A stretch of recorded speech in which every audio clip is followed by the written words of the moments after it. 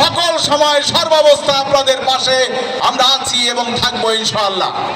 সকলকে আগামী দিনে ডক্টর আব্দুল মান্নান ভাইকে ভোট দিয়ে বিজয় অর্জন করার জন্য উদাত্ত আহ্বান জানিয়ে আমি আমার বক্তব্য শেষ করছি। বাংলাদেশ জিন্দাবাদ, বাংলাদেশ জামাত ইসলামী জিন্দাবাদ, গ্যান্ডারি এলাকাবাসী জিন্দাবাদ। আসসালামু আলাইকুম রহমতুল্লাহ বারাকাতুহু। বাংলাদেশ জামাত ইসলামী কর্তৃক সংসদ সদস্য পদপ্রার্থী জননেতা জনাব ডক্টর আব্দুল মান্নান বক্তব্য নিয়ে আসছেন। জননেতা জনাব ডক্টর আব্দুল মান্নান।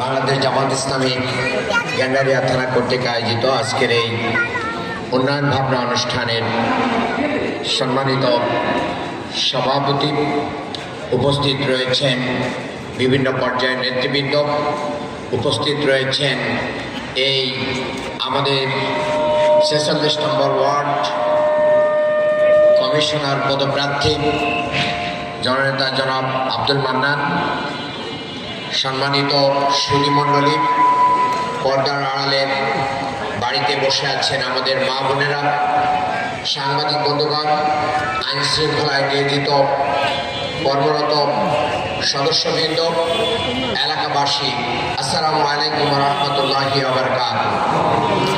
কেমন আছেন আপনারা?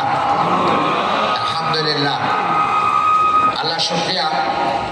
আমরা উন্নয়ন ভাবনা নিয়ে আপনাদের সামনে এসে হাজির হয়েছি। আমি বক্তব্য দেওয়ার আগে আপনাদের থেকে কথা শুনতে চাই।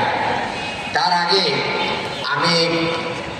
আমরা কি ভাবছি এলাকার উন্নয়ন নিয়ে, ঢাকা শহরের উন্নয়ন নিয়ে, এটা 2-1 মিনিট বলে এরপরে আপনাদেরকে প্রশ্নের সুযোগ দিব, আপনাদের পরামর্শের সুযোগ দিব।